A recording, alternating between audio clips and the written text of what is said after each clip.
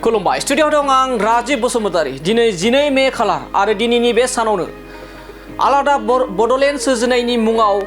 बर' हारिनि गेजेराव बर' आइजो गिबि मुंख्लं जादोंमोन। नंगौ, दिनैनि बे 12 मे खालार सानावनो थांनाय 36 बोसोरनि सिगां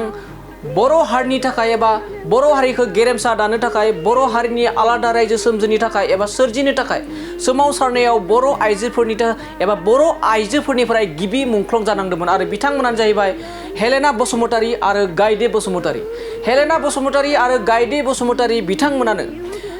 बर' हारिखौ गेरेमसा दानो आरो बर'नि आलादा रायजो सोरजिनो थाखाय सोमावसारनायाव बिथांमोना मुंख्लं जानांदोंमोन आरो बिथांमोननि बे मुंख्लं जानायखौ दिनैसिमबो दुलाराय बर' फरायसा आफादजों लोगोसे बर' हारिनि माहारियारि आफादजों लोगोसे बर'नि साफ्रोमबो रायजो राजा बिथांमोना बिथांमोननि मुंखौ सिबियो आरो बिथांमोननि मुंखौ दिनैसिम एबा बिथांमोननि मुंख्लंखौ सिबिनो बावाखै। थिग बेबायदिनो दिनै मिरु दुलाराय बर' फरायसा आफादा गोजोननि नोगोर क'क्राझार सोहोराव थानाय बड'फ हाउसआव बर' बिमा सान फालिनायजों लोगोसे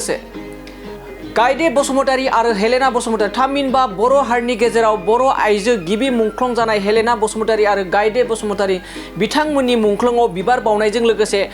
गं 36 आलारि बाथि फोजोंनायखौ बे समाव नुनो मोननाय जादों। लोगोसे बे समाव मख'नांगोन दि रायजोनि मोनफ्रोमबो जिल्लायाव दुलाराय बर' फरायसा आफादनि मावख'जों लोगोसे गुबुन गुबुन दख'राफोरा एबा रायजोनि गुबुन गुबुन दुलाराय बर' फरायसा आफादनि दख'राफोरा बर' हारिनि गेजेराव गिबि आइजो मुंख्लं जानाय गायदे बसुमतारी आरो हेलेना बसुमतारी बिथांमोननि मुंख्लंआव बिबार बावनायजों लोगोसे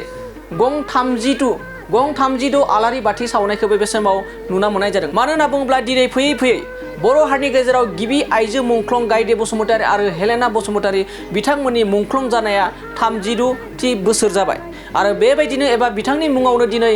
मोनफ्रोमबो जिल्ला आरो दख'रा दुलाराय बर' फरायसा आफादा आरो मिरु दुलाराय बर' फरायसा आफादाबो दिनै गं 36 आलारि बाथि सावनायखौ बे समाव नुनो मोननाय जादों। लोगोसे बे समाव फोरमायोदि दिनैनि बे मिरु दुलाराय बर' फरायसा आफादनि बे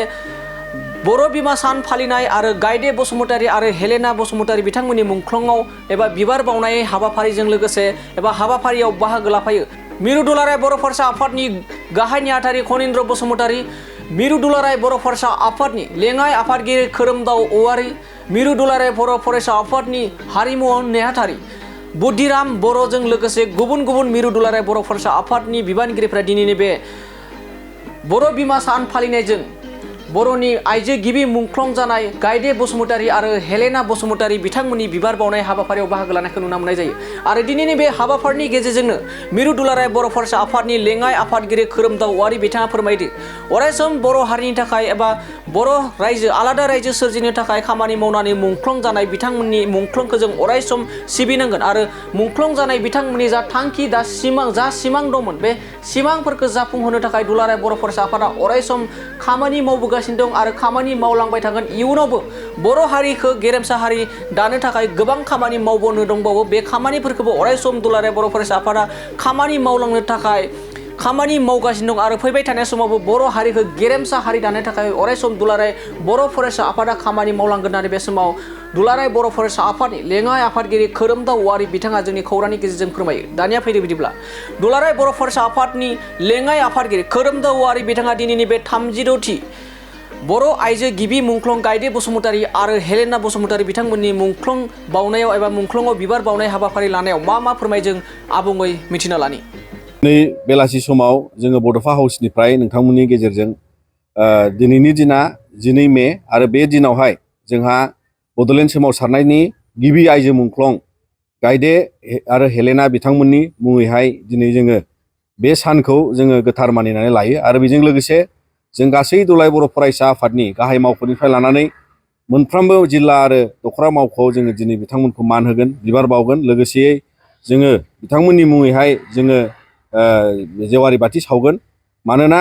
दिनै मुंख्लंहा जेबो राव थाया, नाथाय जों थांनानै थानायफोरनि थाखाय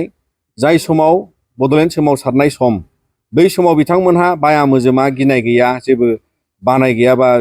बिथांमोनहा गावनि जिउखौ बावसोमनानै दिनैनि जोंनि इयुनखौ बिथांमोनहा रोखा खालामनानै दोनलांदों आरो बिनि थाखायनो मुंख्लं बिथांमोनहा माखासे सम गावसिनि बावसोमनायजों जोंनि इयुनखौ थिरांथा खालामनानै होलांदों। दा बिनि थाखायनो बेयो जोंनि बिबान आरो दिनै गासै बर' माहारिनि थाखाय बे सानै गिबि आइजो मुंख्लं हिसाबै जोङो बिथांमोनखौ अराय गासै बयबो जाय आइजो बिथांमोनहा बड'लेण्ड सोमावसारनाय आरो बेजों लोगोसे जाय मुंख्लं बिथांमोना सोमावसारनायाव जिउ बाउसोमलांबाय बिथांमोन बयनिसिमबो जोङो दुलाराय बर' फरायसा आफादा दिनैनि सानजों लोब्बा लाखिनानै जों मान बावहरो। अरायसम जाहाथे बिथांमोननि जिउ सोरगोआवहाय थानानै गासै थांना थानाय बर' सुबुंफोरनि थाखाय आरो बर' माहारिनि जे माहारियारि बाद जाय बिथांमोनहा बेबायदि बर' माहारियारि बादखौ लानानै बाउसोमलांनानै दिनै जोङो बेबायदि थांनानै थानायफोरनि थाखाय मोनसे इयुन मोनसे जि सोरजिलांबाय आरो बेबायदिनो जाहाथे जोङो बर' माहारिखौ आरोबाव गोख्रोंनिफ्राय गोख्रोङै गेरेमसा माहारि दानायनि थाखाय बड'फा उपेन्द्रनाथ ब्रह्मनि जि मोनसे नोजोर बिथाङा जे बर' हारिखौ गेरेमसा खारि खालामनायनि थाखाय दा बे गासै बिथांनि नोजोरजों लोगोसे बिथांमोननि बावसोमलांनायजों जाहाथे जोङो दिनैनि 12 मेनिफ्राय आरोबाव फिन गोसोखांफिननानै जे बर' माहारिनि इयुननि थाखाय जों थांनानै थानाया गोबां